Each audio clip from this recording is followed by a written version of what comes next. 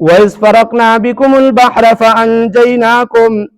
اور وہ وقت بھی یاد کرنے کے قابل ہے جب ہم نے تمہیں دریا پار کرنے کے لیے راستہ دے دیا، فَأَنْجَيْنَاكُمْ، اور ہم نے تمہیں ڈبونے سے بچا دیا، وَأَغْرَقْنَا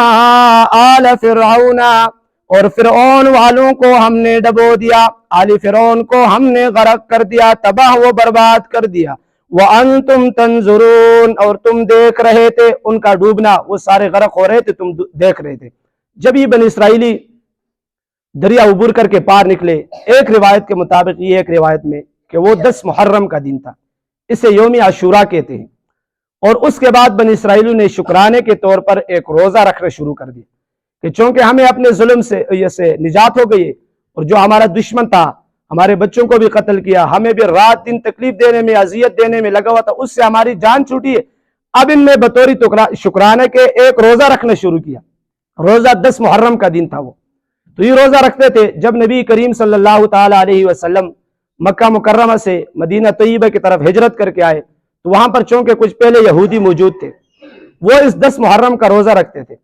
آپ صلی اللہ تعالی علیہ وسلم نے صحابہ سے پوچھا کہ یہ کس چیز کا روزہ رکھتے، تو انہوں نے کہا کہ یہ جس دن ان کو فرعون سے نجات ہوئی تھی، اس خوشی میں اور بطور شکرانے کے یہ ایک روزہ رکھتے ہیں یہودی۔ تو نبی کریم صلی اللہ علیہ وسلم نے، اور موسیٰ علیہ السلام رکھتے تھے لہٰذا یہ بھی رکھتے، تو نبی کریم صلی اللہ علیہ وسلم نے فرمایا کہ ہم تو موسیٰ کے ساتھ زیادہ مشابہت رکھنے والے، لہٰذا ہم بھی یہ روزہ رکھیں گے 10 محرم کا۔ آپ صلی اللہ تعالی علیہ وسلم نے بھی یہ روزہ رکھنا شروع کیا۔ جب یہ روزہ رکھتے رہے تو کچھ عرصے کے بعد نبی کریم صلی اللہ علیہ وسلم نے صحابہ سے فرمایا کہ ہمیں یہود کی مخالفت کرنی چاہیے، یہ اگر 10 محرم کا یوم عاشوراء کا روزہ رکھتے ہیں تو لہٰذا ہمیں ان کی مخالفت میں یا 10 کے ساتھ پچھلے والا 9 محرم ملانا ہے، یا 10 کے ساتھ اگلے والا 11 محرم ملانا ہے، صرف ایک روزہ نہیں رکھنا ہے تاکہ ان یہود کے ساتھ ہماری مشابہت نہ آئے۔ آپ صلی اللہ علیہ وسلم نے فرمایا اگر اگلے سال میں زندہ رہا تو میں 2 روزے رکھوں گا،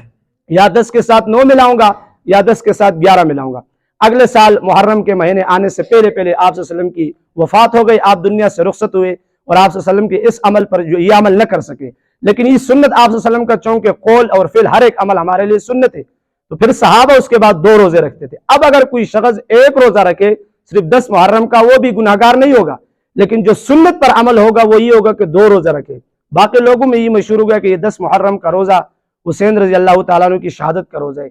اس طرح تو کوئی حدیث بھی ثابت نہیں کہ جس میں یہ ہو کہ یہ 10 محرم کا روزہ حسین رضی اللہ تعالیٰ عنہ کی شہادت کا روزہ، اس طرح کی کوئی حدیث نہیں۔ ایک روایت ہے، صحیح روایت، کہ یہ 10 محرم اس کو یوم عاشوراء کہتے ہیں، اور اس دن بنی اسرائیلی روزہ رکھتے تھے فرعون سے بچنے کی وجہ سے، اور اس شکرانے میں یہ وہی روزہ ہے پھر ابھی جو ہے لوگ رکھتے ہیں۔ لوگوں نے یہ مشہور کیا کہ یہ حسین رضی اللہ تعالیٰ عنہ کی شہادت کے، حالانکہ نبی کریم صلی اللہ تعالیٰ علیہ وسلم کی وفات کے 60 یا 61 سال کے بعد حسین رضی اللہ تعالیٰ عنہ شہید ہوئے، اور نبی کریم صلی اللہ علیہ وسلم روزہ رکھتے تھے۔